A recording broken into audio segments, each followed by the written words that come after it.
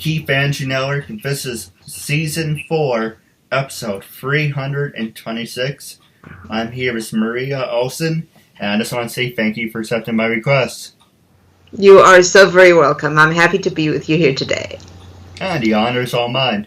Aww. Now, I haven't done my interviews as of late, so I'm kind of rusty. Part of my learning disability. I hesitate. All good. So the whole point of my talk show is to show people that even with having a learning disability, I can still overcome controversy and reach my goals in life. At the same time, I'm able to turn myself into a perfect example for people out there dealing with any types of learning disabilities and disabilities. But you should never give up, and you should prove to people you can still amount to something. That labels do not dictate who you are and who you're going to be. And you should, like I said, you should prove to them you still amount to something. Still working on the ending part. I always do the never give up and prove people wrong.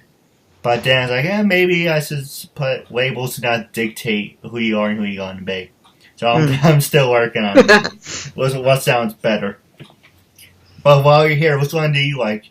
Do you like the ending of when I say never give up and prove people wrong? Or do you like when I add labels do not dictate who you are and who you're going to be? Or do you think it makes it too long? I think I like the labels do not dictate who you are. Because never give up can apply to everyone. Right. The labels do not dictate applies to those who are assigned labels by other people. No, I agree with you. So just keep it as it is, right? Yes. With that being said, half hour every time. If it goes longer, it goes longer. And like I said, freedom of speech, freedom of self-expression. You can say anything you want. You can call me an idiot. And you can get out, walk around. This is your time. And starting off, what can you tell us about yourself? Well, I'm a South African, now living in Los Angeles. I play around on screen, on stage. I like cats. I like knitting. I like watching movies, reading, writing, nature, photography. That's pretty much me. You know, normal person, except that I do stuff on screen. Well, what do you say, have you ever been... Well, let me ask you the easy questions, then we can go to the hard-hitting ones. Sure. So, when you were growing up in South Africa, what made you come over to the States, number one? And was the transition difficult, or was it easy? I came over to the States in 2005, and it was for a relationship at that time, which has since ended, but I'm still here and I'm not going anywhere. The transition was easy in that I found Los Angeles to be a safer place than South Africa. I found the people to be really, really friendly and nice, and it was just a land full of opportunity, especially as far as acting is concerned. Los Angeles is like where it's happening. I found it difficult in that I got very confused about driving on the other side of the road, about the fact that the dates are written differently. In South Africa, we would say 1st of January 2016. In the U.S., we say January 1st, 2016. So when it's written just in numbers, it gets super confusing for me, and I don't know if I'm January, February, March, when. And it was difficult because I missed certain foods and certain things that I was used to drinking. I still haven't found some of them here in the U.S. And I'm like, I would love to taste whatever again. But obviously that has to wait until I get back to South Africa. But yeah, I'm here, I'm happy, and I'm not going anywhere. Well, there's always Amazon. Yes, there is. Now, the next question I was going to ask you is, did you go to school in South Africa, or did you go to school in the States? I went to school in South Africa. My entire 12 years at school and university, I did through, nowadays it would be online study, but then it was correspondence. I went through 2 degrees, actually, with the University of South Africa, and 1 degree with the Insolvency Practitioners Association, which is a kind of like a bankruptcy trustee course here in the U.S. And I went to a year at college to get a public relations diploma as well. So, yeah, I put a lot of years and effort into studying. Oh, congrats. Thank you.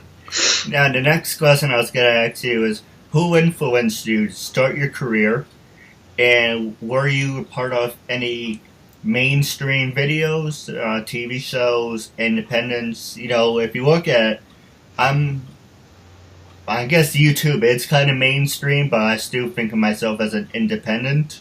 You know, so two questions in one. So okay. So go ahead. I'm sorry. When I was young in South Africa, I used to watch a lot of films, and I found I was looking up to and admiring a whole generation of actresses, right? Like Kathleen Turner, Sigourney Weaver, Jane Fonda, Jodie Foster. All of those people had major films in my teens, and every film I saw, I would watch Jane Fonda in Agnes of God, and I would say, oh, I want to be a psychologist. Then I would watch Kathleen Turner in Romancing the Stone, and I would go, oh, I want to be a writer. And then I finally figured out that no, what I wanted to do was be like those people in real life and act as different roles in different films. And that was like this revelation to me. Like, yes, I wanted to be like those women, but not like the characters on screen, like who they really were in real life. So that just encouraged me. I remember watching the only season of Charlie's Angels. I came across to South Africa and watching Kate Jackson and Jacqueline Smith and Cheryl Ladd and going, oh my gosh, I so wish I could do something like that. And not realizing that in 20, 30 years' time, here I would be doing, or at least having the opportunity to do that. That is like so exciting and just so unbelievable sometimes, you know? And the second question, mainstream stuff. Well, the biggest mainstream stuff film I've done is Percy Jackson and the Olympians, The Lightning Thief for Fox. That was... wow, that was such a wonderful experience. Shot in Vancouver with everyone. Chris Columbus, Logan Lerman, Pierce Brosnan. I was on set the same time as Rosario Dawson, but we didn't film together because we didn't have scenes. Unfortunately, I did not get to meet Uma Thurman, Sean Bean, any of those, because again, we didn't have scenes together, and if you're not in the same scene, you're not on set. But that was the most amazing experience. I think I flew up and down to Vancouver 3 times. Once for a costume fitting and to learn how to do the stunts, because I had to jump off 15-foot scaffolding, just in a flying harness. And then went up again to shoot the museum scene, then went up again to shoot the schoolroom scene. I've worked on other projects that are mainstream, like the Paranormal Activity series. I did a very small piece on American Horror Story, the TV show Legit, a couple other TV shows, Hotel Secrets and Legends, My Haunted House, and, I always forget some of them. But a lot of my work has been independent, and most of the films that I do go straight to DVD or VOD release. I do have a couple that go theatrical, and that's really great if you could actually go out to theaters and see your stuff.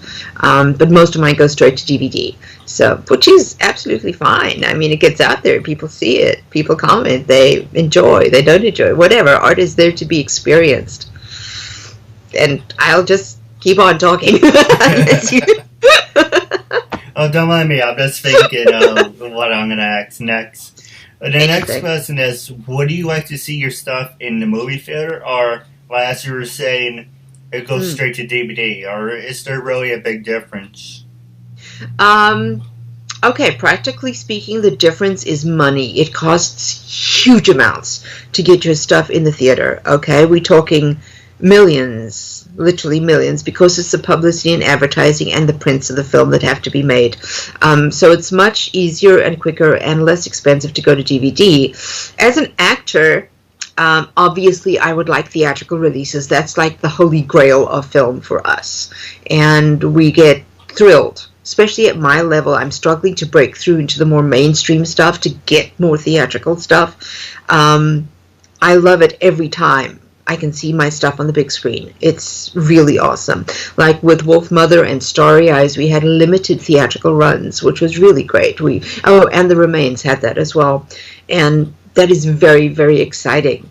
With DVD and VOD, however, it's there always, You're always able to find the DVD. You're always pretty much able to download or watch it on Amazon or wherever it is. And it seems to have a longer shelf life because it's always there, available at a click of a button. So more people see it. And at the end of the day, it's really all about exposure and getting your work out there. So they're different. They each have their pros and cons. But I'm just grateful for whatever I might get. No, I understand. For an example, if I could have my show continuing for another, 40 years on YouTube or Vizio, or would I have my own studio? I would prefer my own studio because, it's in person, and also you get the live experience. But my family loves the we have an Apple TV, so they always like, watching things and buying things online. I like the DVDs. Of course, the DVDs sit there after a while and collect dust, but yeah, I'm not really the whole fan of the streaming online. I like, holding it, and because then you have to buy memory and there's a whole other thing. The CD, you pop it in, doesn't matter, internet, no internet, power goes out, whatever, you're still able to watch it. If you get it online, you're right. That's really about it. True. Don't mind me, I'm just socially awkward. It's all good.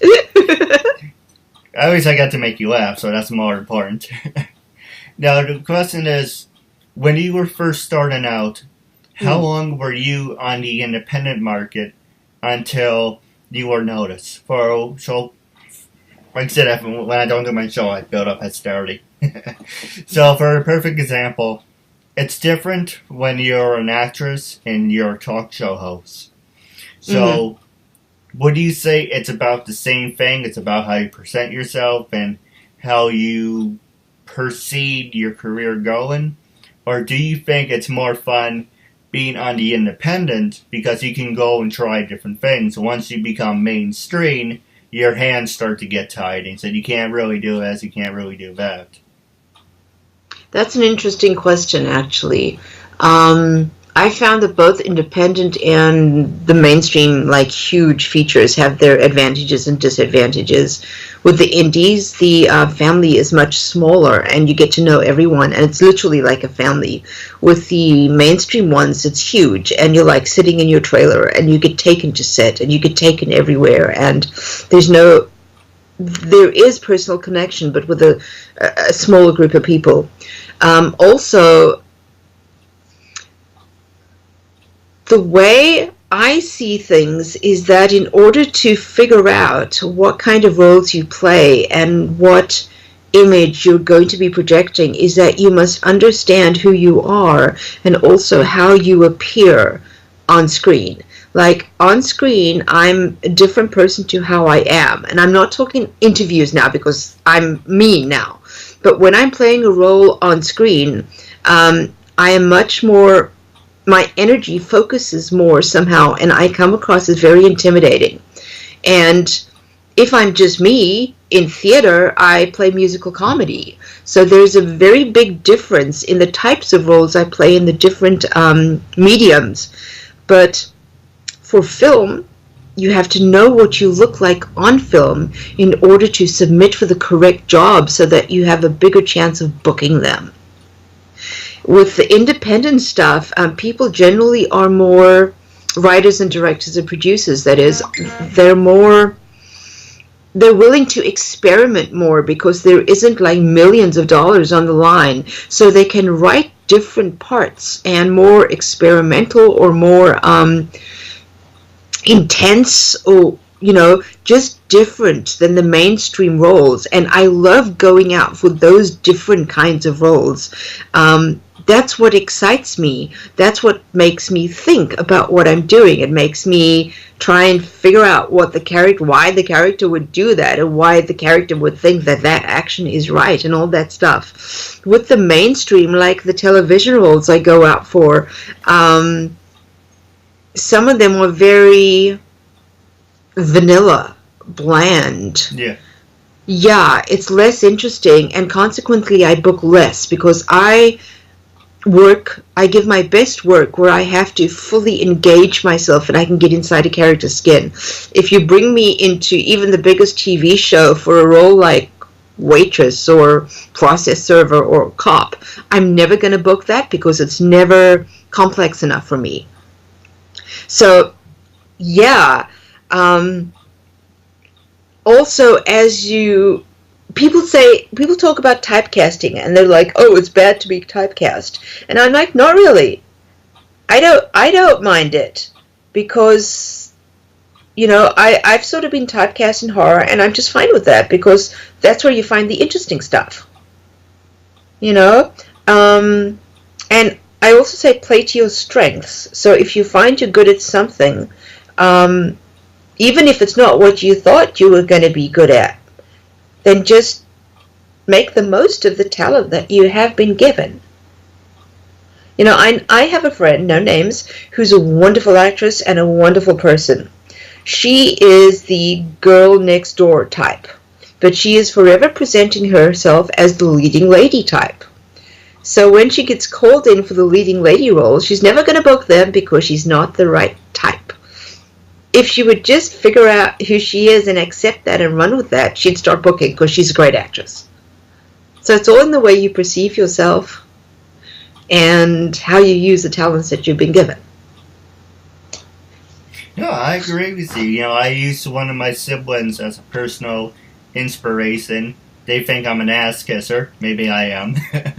But basically, when it comes to my learning disability, I watch what they do, and it's always going to be scaled back.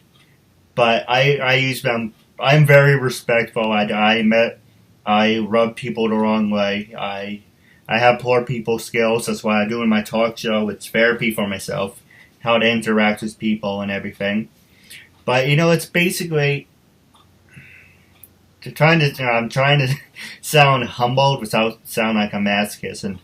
But I'm trying to better myself. I'm trying, a lot of people say, oh, you can't wake up one day and say, I'm going to be a superstar. I'm going to do a voiceover today. Woo! And then you can't, and go to sleep, and you're like, yeah, maybe that wasn't such a good idea. Yeah, but, every day I'm always working on myself. I'm always trying to better myself. I try to stay humbled. I try to appreciate things. I got into an argument with my sister, and I said I wasn't here. I want to move out and everything. But the next day I woke up and I was looking around my room. And I said, you know what? Doesn't matter what BS or bullshit comes your way. You have to be appreciative of what you have at this time, at the moment, because God willing, one day down the road, you're going to look back and say, you know what? Yeah, maybe I was an asshole. Maybe I should have been a little more appreciative of that, what I had at the time, or maybe I should have looked at things at a different point of view. But my point is for you and everyone out there, you should be very thankful you have a roof over your head. You're able to do what you love. You're an actress. I'm a talk show host. Well, I would like to believe I'm a talk show host. A lot of people would disagree with that. But whoa, can I interrupt for 2 seconds? Sure. We're on a show. We're doing an interview. You're interviewing me. You're hosting the show. You are a talk show host. Independent talk show host, but a talk show host nonetheless. But I didn't mean to go on a rant. I do apologize. No, go ahead. Go. Say as much as you want. I'm good with anything. We're just chatting. But the point is, you get into fights with people, but at the same time, you have to be thankful. You know, God forbid, you're on the street or something. You're like, maybe I should have kept my mouth shut and have a roof over your head. But you know what? Life is about living and experience different things. And along the way, you're going to get different obstacles thrown in your way. And it's all about how you approach the situation. Of course, you're going to argue with certain people, but, it's basically, it's a learning experience, if that makes any sense. Make a long story short, it's a learning experience. It is, yeah. We're going to take a quick commercial break, and when we come back, I have 3 hard-hitting questions for you, and then I'm going to pass the show over to you. Message for yourself or as a gift for someone else. For personal connections, shoutouts, birthdays, proposals, weddings, and much more. Enter your details about yourself so the celebrity can record a personal video message especially for you, including details such as your name, age, birthday, hobbies, or whatever else you include. As soon as the video has been recorded, you'll get an email with your link so you can share it on social media or download and keep it. Celebrities record videos as and when they can, usually within 2 weeks. But if you want a video for a specific date and it does not look like it will arrive in time, you can cancel it and get an instant refund at the click of a button. There are hundreds of celebrities to choose from and many more joining every day. Search by category or genre, buy a gift voucher, get updates and offers, and encourage your favorite celebrities to join so they can connect with fans in a fun and unique way. Raise money for their charities and much more. So order your video now for yourself or for someone else. I'm so bored.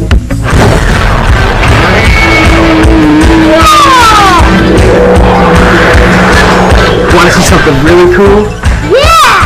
Now you'll never be bored again with Loot Crate, a totally bodacious mystery box packed with awesome toys, radical games, and other surprises. And the best part is, you can get Loot Crate delivered right to your door. So don't delay. Ask your parents and order today. Everything okay in there? Yeah, everything great. I love Loot Crate. Ladies and gentlemen, welcome back to 326. I'm here with Ms. Maria, and I just want to say thank you for sticking with us. Now, before the commercial break, I said I was going to ask you 3 hard-hitting questions. The first one is, what everyone wants to know, is entertainment media. A lot of people use social media. I like being different. I like to say, well, I'm in the entertainment world. Let's put a different spin on it. So what's the entertainment media? Do you think it dictates, if you have a following, that it helps you with your career? I'll give you a perfect example. You're on Twitter, you're on Instagram, you're on Facebook or whatever. You have thousands of people following you. Do you think, trying to find words for it. Say, okay, this person has 1 billion people following you. We should work with them? Or, for a perfect example, say we're in a competition, me and you. You have 1,000 people following you. And I have like 300 people following me. But I have a strong message. Do you think the following beats the message, or does the message beat the following? With entertainment media. It depends who you are. For me, the message would beat the following because I am older, I am not a leading lady, and I take smaller character roles in films. Okay, so it's not going to be my name that will sell the project. It will be great to say, and starring Maria Olsen, but I won't be the leading star in it. Now, my friends who are all like mid-20s to mid-30s, who are leading ladies, unfortunately, yes, at a certain level, when it comes to casting those kind of roles, following will be looked at.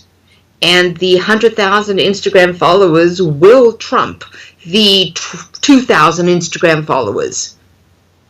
That might not be fair, because maybe the person with 2 Instagram followers concentrated on bettering their acting skills instead of gaining a following on Instagram. Maybe they don't have a smartphone. I didn't up to a month ago, okay?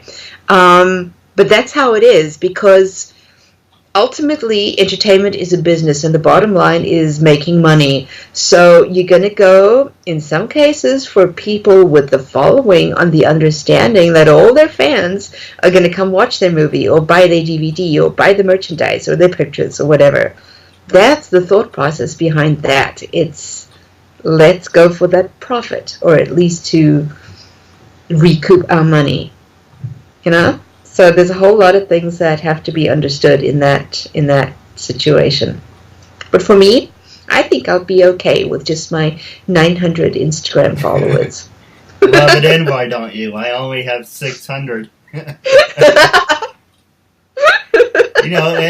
Well, on the subject of social media, it antagonizes me that there's this, 15-year-old kid making goofy videos, and he has over 6 billion people following him. And yet, but here's what I'm doing with my message, and I only have 600 people. I'm not saying I'm ungrateful. I'm not saying, wouldn't it make more sense to support someone with a message than, look at me, I'm just playing with the camera. Like, perfect example, when I first approached you, a lot of people turned down I'll be honest, a lot of people turn down my show because, I don't have a lot of big following, I don't have sponsors, I'm not raking in money. Do you think, when I first approached you, what grabbed your attention? What was it, the message, or do you think that I have the heart and passion, that's what grabbed your attention? I get a lot of requests for interviews and requests for radio shows and podcasts and things like that. And as a rule, I generally accept them because I think, who said it was, no publicity is bad publicity or something like that. Right. So I do a lot, and it was only after I'd agreed to do your show that I clicked on your website and I clicked on your explanation video and I was like, oh my God, this is awesome. This is just an amazing concept, and I cannot wait to speak to you, So rather than, and I'm not putting down my normal interviews. I love speaking about horror movies. I love meeting people all over the country. I love speaking about my projects. But this is a chance to empower people and to tell them that they need not limit themselves, that I get some things are impossible, but try. Even if you're not going to make it, even if you're going to fall on your face, just try, Try and do what you want to, what you're drawn to, what you think you can do, what you love. No one has the right to say no to you. No, absolutely. It's all about giving everyone a chance. Yeah. There's only 2 people in my life that gave me an opportunity. One was Mr. Tom Earl, God rest his soul. He recently passed away. It's all in my book that I'm writing. Basically, I joined the audio-visual department back in high school because it felt like a place where I could be myself. But then again, a lot of people are misusing. Okay, I accept the fact, that I used to skip classes to be a part of it, so I take responsibility for that. But there were other people who did the same thing, and this already came up with the whole grade thing. You have to be passing to be here. So I took it to heart. But he said, "What? I want to see your report card. Oh, you're failing, blah, blah, blah, blah." He said, "Get out. I don't want you here." And it's like, well, you're only allowed here because it's a privilege, and if you're failing your classes, you can't be here. And so I said, well, I'm going to be honest with you, it's going to take me a long time. I remember like it was yesterday. It's going to take a long time for me to be here. Well, it's going to be a long time for you to come back. And I remember it pissed me off, and I started to cry. I got up and he told me to leave. And this girl came in, said, "Why? It's all exactly in my book I'm writing. Why is Keith crying? Oh, he's faking. Oh, he's really serious." And about like 20 minutes went by. It's like, I tell you what, you come in and you show me that you're really trying, that you're not bullshitting me, and you're not conning me, and I will let you stay. But the first time I see you do something that I see you're taking advantage of it, that's it. You're banned for the rest of the school year. Not just your sophomore year, but your junior year and your senior year. That's it. Your ass is out of here. So we made a misunderstanding. Yeah, but I miss Mr. Earl. He was a great guy. He used to give me copies of videotapes of cartoons. So we used to watch during once period at study hall. He used to put a cartoon on for me. He had a couple of headsets. When you're on the stage, he used to give me the headsets. Oh, yeah. I gave it to my brother because at the time I didn't have my talk show. I did have my talk show, but I didn't really have a need for this equipment. I kind of was. I threw it in a box and held it on because now I kind of had that stuff. But at the time, I was like, "Oh, you can have it. What am I doing with it?" But he constantly gave me stuff. He gave me videos. I caused a lot of drama because of my social disabilities, because I'm socially awkward around people. I rub people the wrong way. Not because, I'm an asshole, even though some people would disagree with that. Because I just rub people the wrong way because of my mannerisms. I don't do it deliberately. It's just I'm being myself, and it just rubs people the wrong way. It's like, why do you have to do that? And I'm like, but do what? Right. Yeah, I'm like, I'm not doing anything. See, you're doing it again. That's why I just walk away. It's like, I don't know what the hell you're talking about. But there's a quote that I saw from a friend that says, your approval isn't necessary. I am who I am, and you guys accept me for who I am, or you're not. That's true. That's so true. But with that being said, I'm going to pass the show over to you for the last 6 minutes. Is there anything you want to promote? You want to promote your social media? Do you want to promote anything? This is your time after all. I know I talk a lot. I do apologize. No problem. I would like to tell you about a documentary project that I'm involved in. It's called Our Friend John. My producing partner on that is Edward Payson. He's actually the mastermind behind the film. Edward's brother, Garrett, was born with spina bifida, which it's cured now. Not Garrett, but the disease is preventable now. It's a very debilitating disease. Garrett is in a wheelchair and will be for the rest of his life. He has several friends, all of whom have learning disabilities as well. And one of his friends was a young man by the name of John Hernandez. And John was an aspiring screenwriter and filmmaker. John he was in the process of writing a short horror film when unfortunately he passed away from his illness. And this film that Edward is making is about the journey of John's friends, Garrett, Nick, Brandon, Sparky, to finish the script and to actually shoot John's film. We shot it in New Hampshire about 3 years back, and it's just coming out of post-production right now. And I think it's going to be the most beautiful story that people have ever seen. I would love to, once it's all out and ready, and that share it with you, so that you can have a look at it and maybe speak about it a bit. And it just builds on what your message is of, just because you're ill or can't do something or have a disability or in a wheelchair doesn't mean you can't do what you want to do.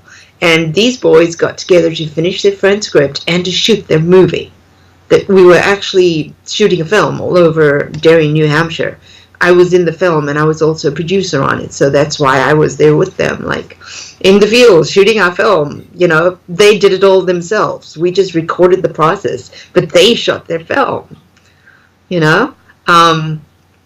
Anyway, there's that. It's called Our Friend John. You can have a look at it on Facebook and everything. It's there. It's almost done. What else do I have? I'm shooting another film, feature film next month called The Bone Box, and then one in June in West Virginia called The No Knock List.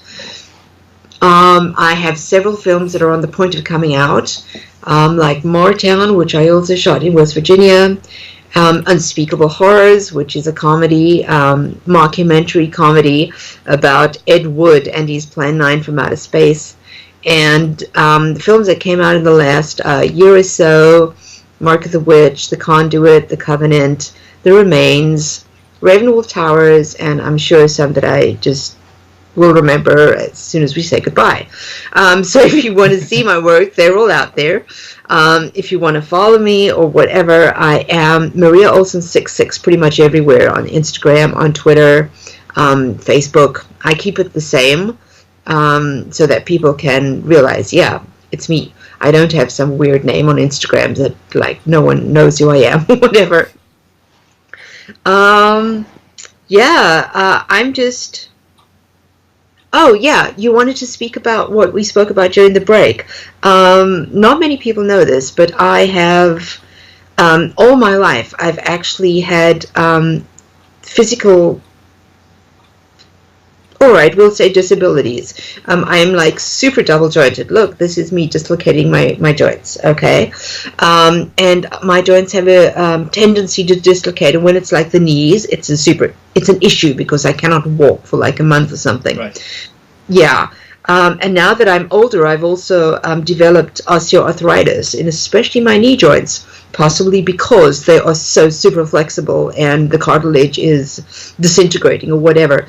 But that makes it very difficult for me to do things like wear high-heel shoes. Like, if I were a normal person, they would say, just don't wear high-heel shoes. But I am an actor, and I have to pretty much wear whatever wardrobe gives me for the different roles. In Starry Eyes, for instance, I had like 2 to 3 inch heels, and that was really, really difficult for me. I would see everyone just walking and doing their own thing and not having an issue with it. And there I was, terrified to take my next step because I was going to fall or I was going to slip or my ankle would turn or something and I would shut down production or something stupid like that. That sort of fear I pretty much have on every production until I am comfortable with the shoes I'm wearing. I mean, I can do pretty much anything on screen. I don't care. I've shot underwater. I've jumped off scaffolding. Full face prosthetics, lenses, anything. And here I'm afraid of shoes. Well, you can fix that. There's padding you can put on. Say you have to wear high heels, but you can also put padding underneath it so people wouldn't know.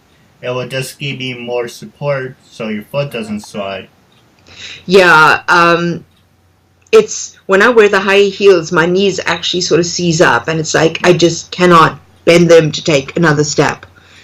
It's the weirdest thing. I'm sure that most of it's in my head, but I'm not getting it out of my head because it's always been there, and I just have to learn to deal with it and to do what I want to do despite having to deal with it constantly.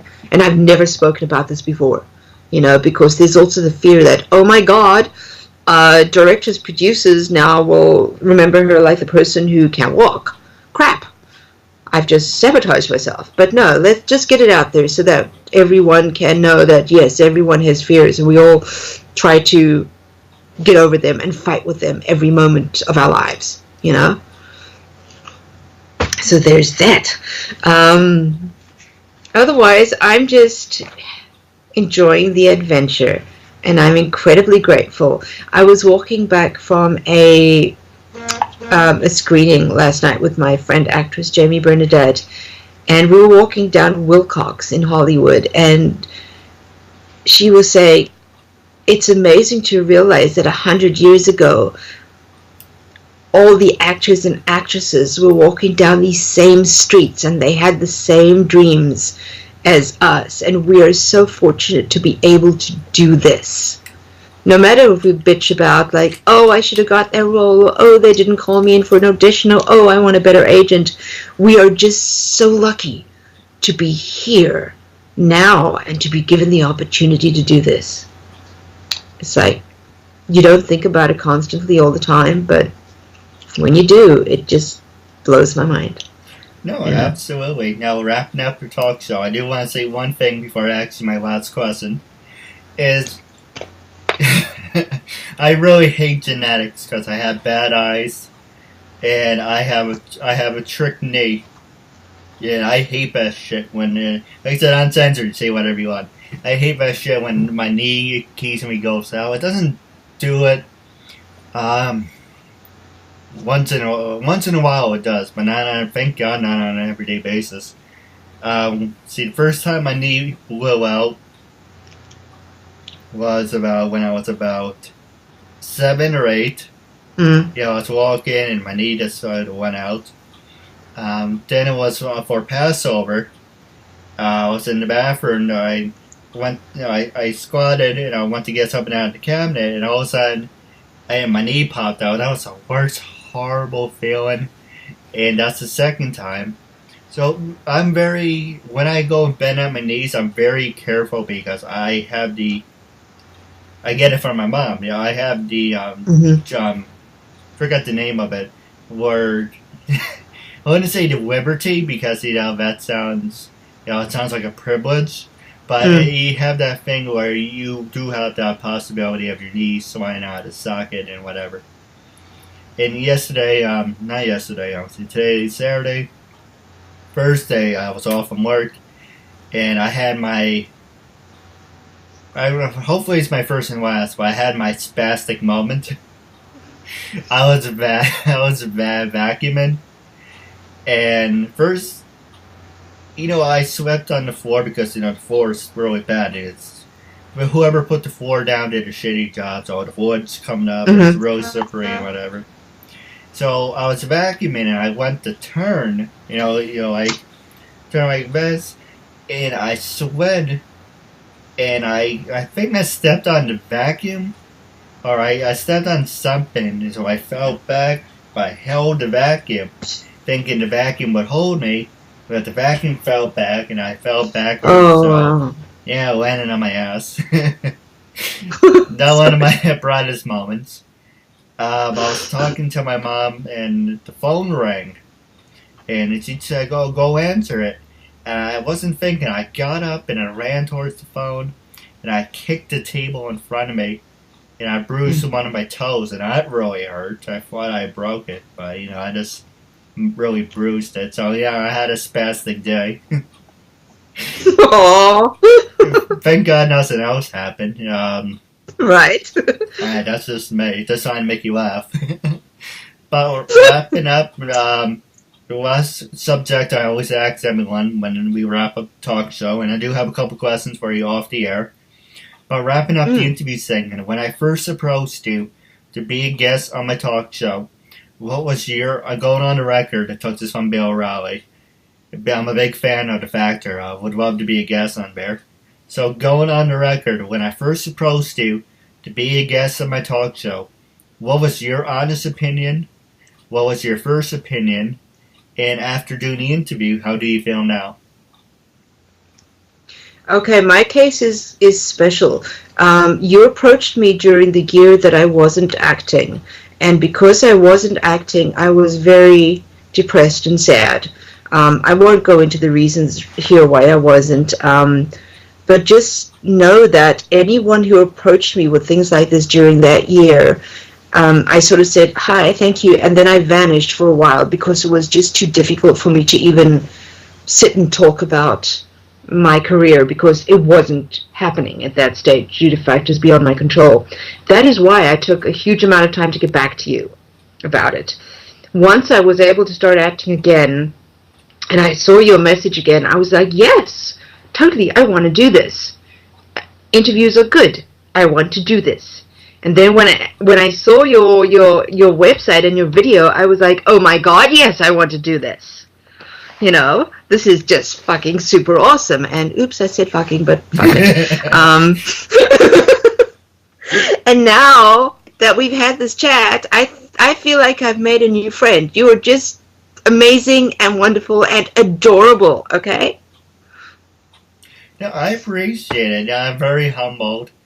And like I said, you're supporting a good cause. You're making it, I can't talk. Supporting a good cause, making a new friend out of it, and you're just helping someone with a disability and make it one step closer to his dream. Yes. But wrapping up the talk show segment, was there anything you wanted to promote? How can people follow you on social media? Are you on Facebook, LinkedIn, Stage 32? Yes, I'm pretty much everywhere. Twitter, Facebook, Instagram, LinkedIn, Stage 32. Search for Maria Olsen. I've probably got the same picture up on every site. You know, that's my primary headshot, the one I have up on IMDb as well. So you're going to find me. Maria Olsen 66. Yeah, I'm there. Now, wrapping up our show, I do have a couple questions for you off the air. But wrapping up our interview segment, it was a real honor and privilege to have you as a guest, and I'm looking forward to part 2. Yay! Thank you again.